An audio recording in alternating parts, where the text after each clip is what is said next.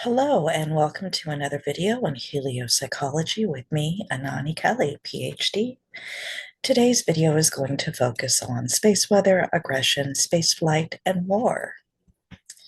I'm not going to go through the all about the energy spiel. You can always visit a previous video if you want to hear that, but it's here. You can also read it. So I took this screenshot today at 1937 UTC, April 3rd. That is 11:37 Pacific time on April 3rd. You can see the X flare on March 30th. But the past couple days, we have been experiencing an increase in solar flaring. Granted, most of the flares are below the M range. Excuse me. And this screenshot shows the geomagnetic activity as well. Over the past couple days, we did hit G3 today, and we may see further fluctuations. And again, the screenshot was taken at roughly the same time, around 11:37, maybe a little bit later. And the solar protons are also going up, but we're not at a solar proton storm yet. So I'm going to be revisiting aggression just briefly. I did do a video on this previously about the effects of space weather on aggression. So the first paper up there in the left-hand corner by Mulligan and Corin is Daily Concurrence of Global Terrorism and Solar Geomagnetic Activity. So excuse my talking. So solar and geomagnetic activity, SGMA, do cause increases in aggression, likely due to the effects on the amygdala, but there's also going to be other brain structures that are affected. And the Halberg et al. Paper again there, I do go over these more in the aggression video. I'm just popping them up here because they're relevant to what's happening today. 35-year climatic cycle and heliogeophysics, psychophysiology, military politics, and economics. And then I want to bring home the psychological aspects of this. Again, heliopsychology, that geomagnetic variations do cause psychological shifts in individuals. So this is a new paper that just came out, Statistical Associations Between 3-Hour Geomagnetic Variations and Psychological Problems in Patients After Open Heart Surgery During the Period of Lowest SGMA. This paper was just published in Atmosphere 2026, received on the 25th of February, accepted the 27th of March, published 29th of March. So this is really new. And this paper does show that SGMA does have psychological effects on individuals. Of course it does. Now, one of the reasons why this paper focused on open heart surgery or patients who have had open heart surgery is because we know from heliobiological studies that SGMA affects your heart rate variability. So your heart has already been exposed to surgery, then it's also going to have probably more side effects in relation to SGMA. But this is where it gets really interesting. So this screenshot, again, I am not affiliated with spaceweather.com in any way, but this screenshot talks about the Artemis II mission.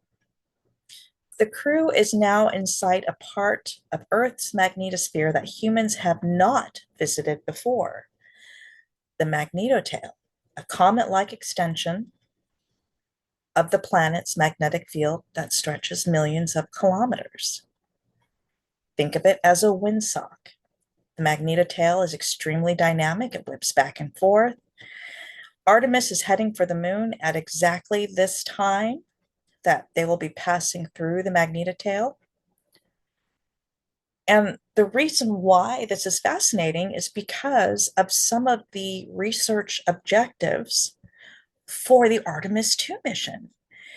Artemis II has psychological objectives, which focus on assessing crew behavior, health, stress management, and team dynamics during deep space isolation. How is their mental health affected beyond Earth's magnetic field? So again, they're in the magnetotail, but they're going to be leaving that. How does leaving the magnetosphere affect their cognition, their behavior? How does it affect their stress? They are using tech like the Archer system, and they will be giving saliva samples to measure stress hormones. The overview effect, researching the cognitive shift, increased empathy and awe experience when viewing Earth from deep space, promoting improved well being, and so on and so forth. So they are looking at, while they have not called it this, they are looking at the heliopsychological effects on the crew. So that's really fascinating. And that brings me to this paper, which was published in 2012 in J Biomedical Science and Engineering. This is by Breos et al. Effects of Geomagnetic Disturbances on Humans' Functional State in Spaceflight. So this looks at the different effects during space, and this specifically looked at Mir and the Soyuz spacecraft. In this paper, it is shown for the first time that geomagnetic disturbances have a specific influence on autonomic regulation of blood circulation in cosmonauts. Again, this was looking at Russian, Mir and Soyuz space flights. So they're called cosmonauts, not astronauts. But anyway, I digress.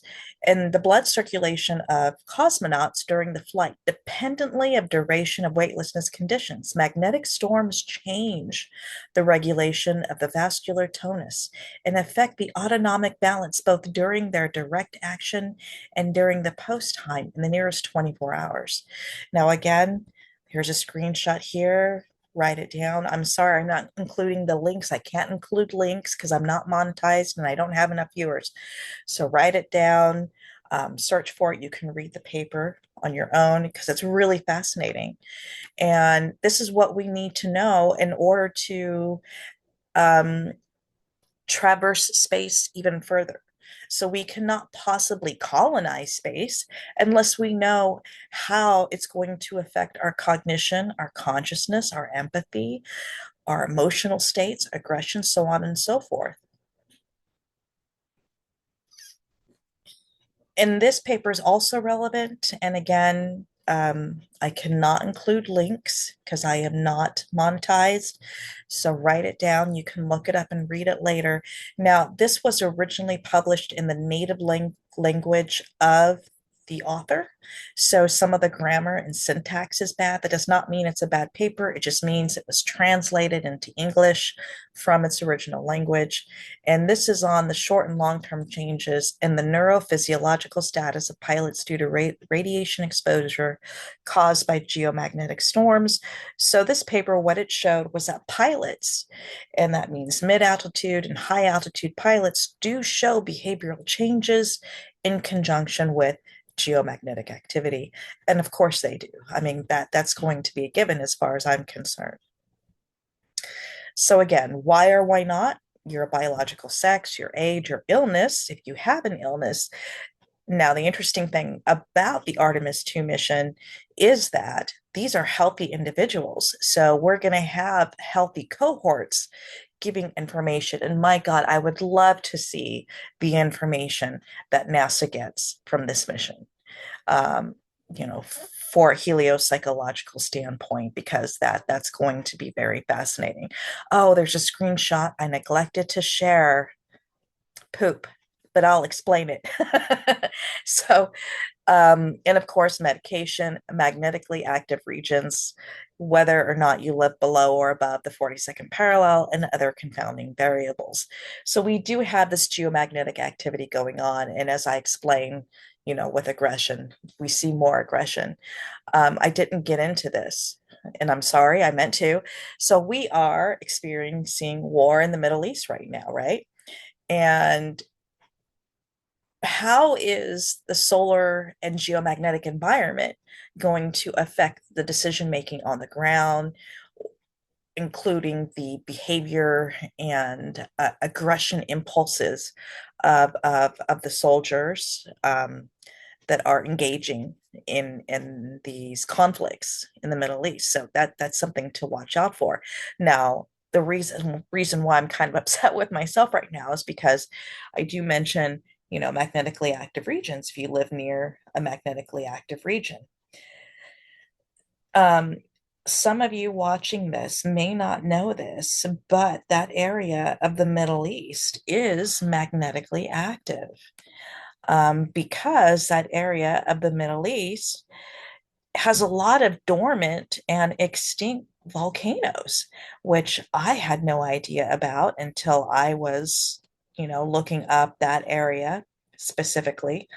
Um, I knew about some of the area, but I didn't know about how much of that area was. So in Iran, there are several dormant volcanoes. There are dormant volcanoes in Lebanon, in Jordan. There are dormant volcanoes. Where am I looking right now? Um, in Saudi Arabia. And I'm really upset that I did not include the screenshot. But if you have the volcano discovery app, let me see. You can go to those areas on the app in the map and look at all the volcanoes in that area. So that area, which tends to have a lot of conflict, well, no wonder those areas are going to experience more of an effect from SGMA and therefore more aggression.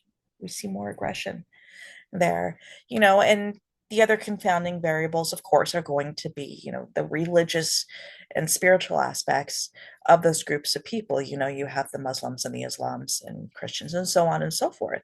But all of this is relevant because what happens above happens below. So, in the works, of course, I am writing a book on heliopsychology. It's going slow, but I'm getting there. I'm also working on a poetry book and hopefully we'll have that out in the next couple weeks. So I will share that once I get that out there. And that is really focused on dreams. If any of you are interested in dreams, I work with my dreams through poetry. I am still working on the app. And I've gone through that spiel too in my previous videos, so I'm not going to do it here. So future videos will include the hows and whys of heliopsychology, how to read the sun, discussions of relevant research, updates on solar activity, and answering questions from viewers. If you would like to see more videos like this one, please like, subscribe, and comment. If you would like to collaborate on a research project, contact me through YouTube's messaging service or my personal email, dr_helio@mail.com. I am not monetized, so if you would like to support my channel, please consider donating via Venmo at Dr_Helio. As always, thank you for watching. Have a lovely day. And as I'm doing this, it's going to be Easter weekend. So if you do celebrate Easter, I hope you have a lovely holiday and a blessed one.